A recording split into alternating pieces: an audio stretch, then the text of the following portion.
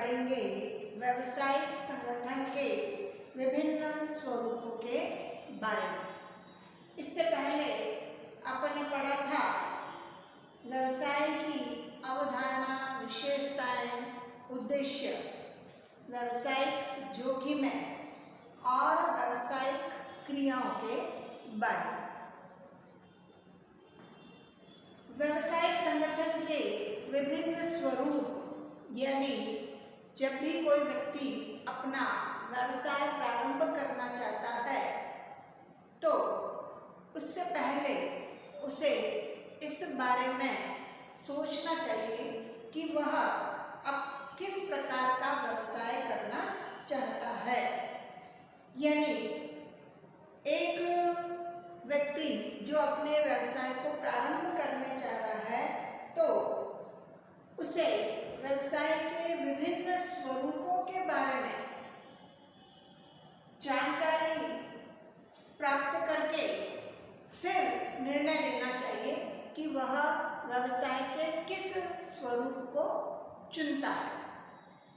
और चुनते समय इस बात का भी ध्यान रखना चाहिए कि क्या उसके पास पर्याप्त मात्रा में संसाधन है या नहीं है। अगर वह ऐसे व्यवसाय संगठन का चुनाव करता है जिसमें अधिक पूंजी की आवश्यकता है और उसके पास पर्याप्त मात्रा में पूंजी नहीं है तो वह अपने व्यवसाय का सफल संचालन नहीं कर पाएगा। तो किसी भी व्यवसाय का चुनाव करने से पहले व्यावसायिक संगठन के विभिन्न स्वरूपों के बारे में जानकारी प्राप्त उसे कर लेनी चाहिए। तो आज हम पढ़ने जा रहे हैं व्यावसायिक संगठन के विभिन्न स्वरूपों के बारे में। तो जब भी कोई व्यक्ति अपने व्यवसाय को प्रारंभ करना चाहता है तो उसे सबसे पहले व्यावसायिक संगठन के इन विभिन्न स्वरूपों के बारे में थोड़ी जानकारी प्राप्त कर लेनी चाहिए कि कौन से स्वरूप का वह अपने व्यवसाय के लिए चयन करना चाहता है, ताकि बाद में उसे किसी प्रकार की समस्याओं का सामना नहीं करना पड़े। तो व्यावसायिक संगठन के विभिन्न स्वरूपों के अंतर्गत आते हैं एकल स्वामित्व, संयुक्त हिंदू परिवार व्यवसाय, साझेदारी, सहकारी समिति और संयुक्त पूंजी वाली कंपनी। बात करते हैं हम एकल स्वामित्व की। जैसा कि नाम से स्पष्ट है, एकल स्वामित्व यानी ऐसा व्यवसाय जिसमें व्यवसाय का स्वामित्व, संचालन, प्रबंध सभी एक ही व्यक्ति के हाथ में होता है। वही उसके लिए आवश्यक पूंजी जुटाता है और व्यवसाय में होने वाले लाभ पर उसका अधिकार होता है तथा व्यवसाय में होने वाली समस्त हानियों के लिए वही उत्तरदायी होता है।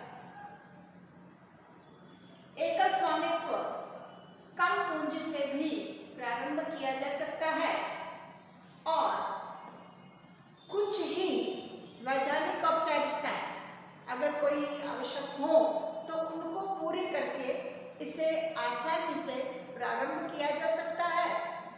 और अगर व्यक्ति चाहता है कि उसका बिजनेस अच्छा नहीं चल रहा तो वह इसे आसानी से समाप्त भी कर सकता है। इसे हम एकाकी व्यापार भी कहते हैं। आपने अपने आस पड़ोस में, मोहल्ले में देखा होगा, फुटकर जो दुकानें होती हैं वो सब एकल स्वामित्व का ही उदाहरण है। जैसे किराने की दुकान हो गई, स्टेशनरी की दुकान हो गई, जूतों की दुकान, दूध भंडार, सब्जी वाले की दुकान, ब्यूटी पार्लर, नाई की दुकान, ये सब एकल स्वामित्व के ही उदाहरण हैं, जहाँ पर व्यवसाय पर सिर्फ एक ही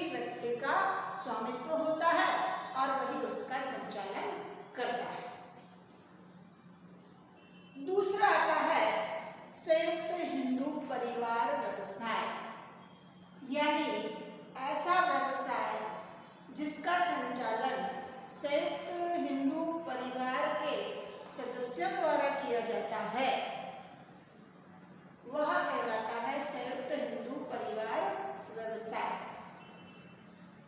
यह सिर्फ हमारे देश में ही पाया जाता है, हमारे देश में ही होता है, और यह सबसे पुराना स्वरूप है व्यवसाय का। आपको पता है कि हमारे पुराने जमाने में संयुक्त परिवार हुआ करते थे, आज भी होते हैं, लेकिन आज धीरे धीरे इनकी संख्या कम होती जा रही है। तो जो संयुक्त परिवार होते थे, सभी परिवार के सदस्य मिलकर के एक ही व्यवसाय को करते थे, और परिवार का जो मुखिया होता था, यानी सबसे बड़ी आयु का व्यक्ति परिवार का मुखिया, और वही कर्ता कहलाता था, यानी व्यवसाय का समस्त भार उस पर होता था। सिर्फ व्यवसाय के कर्ता का दायित्व असीमित होता था, बाकी सभी सदस्यों का दायित्व सीमित होता था। और परिवार में जैसे ही कोई बच्चा जन्म लेता था तो वह उसका सदस्य बन जाता था। 3 पीढ़ियों तक यह व्यवसाय चलता था, और यह व्यवसाय हिंदू उत्तराधिकार अधिनियम 1956 के द्वारा शासित होता था, यानी परिवार के सभी सदस्य मिलकर के इस व्यवसाय को सुचारू रूप से चलाते थे।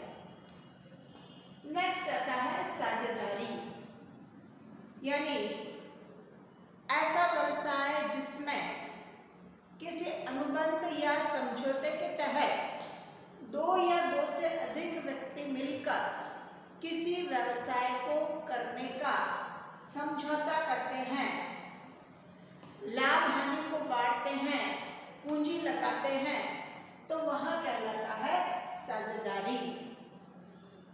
यह साझेदारी अधिनियम 1932 के तहत सारे नियम इसमें लागू होते हैं। व्यवसाय जो किया जाता है वह सभी साझेदारों द्वारा किया जाता है। अगले नेक्स्ट टॉपिक में हम इसके विभिन्न प्रकारों के बारे में पढ़ेंगे। सहकारी समिति, यानी जब कुछ व्यक्ति मिलकर के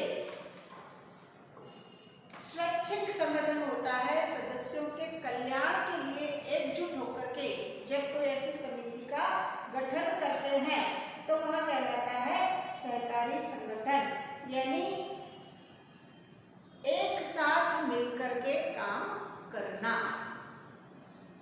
फिर आता है संयुक्त पूंजी कंपनी, यानी संयुक्त पूंजी कंपनी से आशय ऐसी कंपनी से है जिसमें व्यवसाय चलाने के लिए वैधानिक अस्तित्व, यानी कंपनी अधिनियम 1956 पहले था, अब है आपके कंपनी अधिनियम 2013। तो उसके तहत एक कृत्रिम व्यक्ति के रूप में एक संस्था संचालित होती है जिसका वैधानिक अस्तित्व होता है, शाश्वत उत्तराधिकार होता है, और जिसकी अपनी एक सार्वभौम मुद्रा होती है, और जिसकी पूंजी छोटे छोटे अंशों में विभक्त होती है, जिसे हम अंश पूंजी कहते हैं। तो इस प्रकार से यह व्यावसायिक संगठन के विभिन्न स्वरूप है, जिसके बारे में